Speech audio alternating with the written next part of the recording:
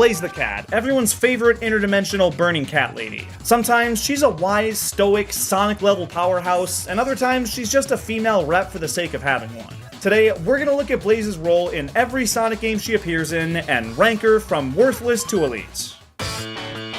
Sonic Rush is Blaze's debut. She shares the cover art with the Blue Blur himself and makes a name for herself right from the get-go. Eggman steals the Soul Emeralds from her dimension, and it causes a rift to form that throws her into the middle of Sonic's dimension. There, she meets Cream the Rabbit, who forces friendship on her almost immediately, and takes her home to meet Mom a whopping 5 minutes into knowing her. When you know, you know. Blaze starts out as a very reserved and independent character, but Cream follows her around, cheers her on, and tries to teach her the meaning of friendship or some but she's very resistant and set on doing things her way. They run into Amy and Knuckles along the journey, and they keep telling her to look out for this Sonic fellow to help her, but she wants nothing to do with him. When they do finally cross paths, she up and attacks him, and ends up with the final Soul Emeralds, so that's all she wanted, but it doesn't bring her home like she'd hoped. Instead, she gets a letter from Eggman saying Cream's been kidnapped, so she goes in for the rescue mission solo, defeating the giant Egg Mech and saving the rabbit, which makes her finally admit their friendship and complete a mini arc for her. But that gets fully fleshed out in the post-game, with the Soul Emeralds being drained and having seemingly no power.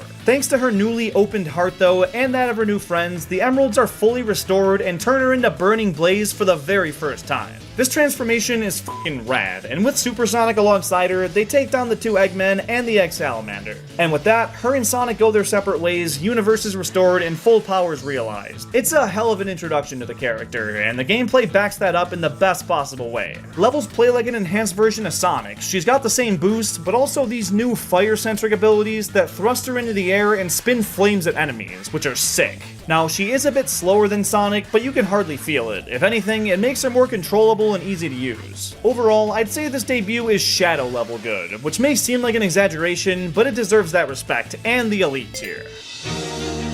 Sonic 06 fully retcons Blaze's character just a year after establishing it. Instead of being from the parallel Soul dimension, she's now from the destroyed future alongside Silver, most likely because of her mad popularity and the devs wanting to work her character in somewhere. But she takes a backseat in terms of plot importance for most of the story, instead serving as Silver's sidekick and moral support. When they travel to the past, it splits the two up. Silver goes hunting down the ablest Trigger, and Blaze gets sent to Wave Ocean, where she chills out and gets her one and only solo playable stage. And the thing is, her gameplay is debatably the most polished and fun in the entire game. She only gets this one level though, and it takes under 2 minutes to beat. Well, that and a small section in White Acropolis, so she's criminally underutilized. Even in the cutscenes she appears in, she's more of a background character and is hardly even acknowledged by anyone not named Silver. She does go out with a bang though. After Silver tries to steal Iblis into himself, it rejects his body because he's a new brokey. So Blaze steps in and takes one for the team, causing air to dissipate into the air and bring sunshine to their reality for the first time in a long time. As amazing of a sacrifice as that was, it can't make up for how invisible they made a character that's supposed to be a Sonic equivalent of another dimension, so she has her moments but could have been so much more here.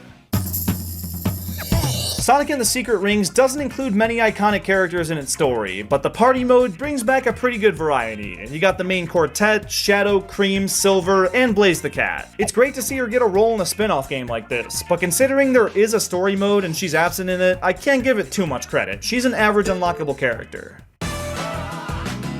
Rush Adventure builds off the first Sonic Rush game and ignores whatever the hell happened in 06. This time, it's Sonic and Tails that are pulled into her dimension, and after tracking the Robo-Pirates to Coral Cave, they find Blaze going after the same bad guys and decide to team up. Instead of having a separate storyline for both Sonic and Blaze, once the team finds her here, you can play as either character throughout the remainder of the game, and she plays about the same as she did in the original, which is awesome. The masterminds behind these pirates turn out to be, gasp, Eggman and Eggman Nega, and they're after the Jeweled Scepter to take over the dimension and finally build Eggman Land. To stop them, Sonic and Blaze take on their super forms just like last time, beat the hell out of the Egg Wizard, and save the day. Doing that much in the climax and being a consistent prime contributor throughout is definitely worthy of an elite tier. Sonic Riders Zero Gravity inducts Blaze into the best Sonic racing game series, giving her a playable character slot right alongside Billy Hatcher and the Nights into Dreams guy. Very selective with their roster inclusions, I'll say, almost more so than Crossworlds. The game features two different story modes, Hero and Babylon, and Blaze doesn't appear in either of them. After beating the Babylon story, you unlock her and her extreme gear, the Flame Lance, which are considered relatively high tier in the competitive scene, but it unfortunately doesn't boost this much. She's a typical playable character and nothing more. The Mario and Sonic Olympics series has had 6 entries over the years, all of which include Blaze as a playable character. She doesn't miss a single one, which is more than Silver, Rouge, or even Metal Sonic can say. But these games blend in with each other more than a paper straw and insert beverage. There may be a tiny story appearance like in the DS version of the Winter Olympics, but nothing to warrant a tier higher than playable, except for the 3DS version of the 2012 London Games. There, she plays a sizable role in the story mode, helping Amy and Peach send out invites to all the Mario and Sonic characters, while also fending off the Fog clones to save some Toads and destroying some dangerous machines. She certainly has some good moments here. In Sega Superstars Tennis, Blaze makes her smallest appearance yet. She's chilling in the background of the Green Hill Court and does absolutely nothing. Worthless. In Sonic and the Black Knight, Blaze appears under the guise of Sir Percival. It's ma'am. But yeah, she shows up for a boss fight in the Molten Mine, then gets unlocked as a playable character in battle mode. Standing up to the main character in a late game boss fight is a pretty ballsy choice, and the playable role beyond that helps bolster this game up to Hazard Moments tier. Sonic Free Riders has a story mode that includes almost every playable character. Not Blaze though, so she going down here. Sonic Colors on Wii didn't bring in any returning favorites, but the DS version had quite a few. Knuckles and Rouge, Big the Cat, Cream for some reason, and of course, Blaze. She appears in 2 missions for Sweet Mountain. For the first one, she spots some Eggman badniks and challenges Sonic to go wreck them, and in the second, her and Silver see some robots hanging out by the ride they wanted to go on, and make Big Brother Sonic go investigate to make sure everything's okay. Worthless? Worthless.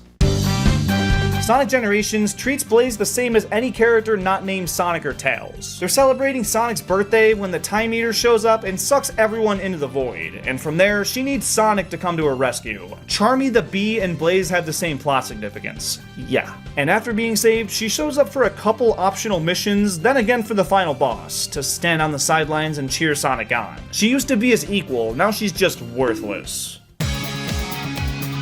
Team Sonic Racing brings her in as a playable racer and part of the story for the first time in a racing game. She gets invited to race in a Grand Prix hosted by Dodon Pa, and just about the entire Sonic crew is skeptical of this guy, including her and her pal Silver. But wait, the teams come in 3s, right? So who's their third?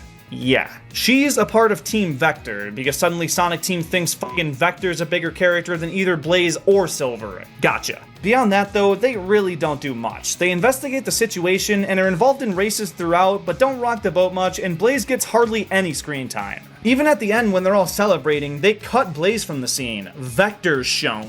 Vector! That's me. She's still fully playable, but compared to the average character role in this game, it's generous to say she's on par. Her most recent appearance, until Sonic Racing Crossworlds comes out, is the murder of Sonic the Hedgehog, where she's seen with Rouge for a short bit, or just calling out the obvious. Pretty frickin' worthless. And there you have it.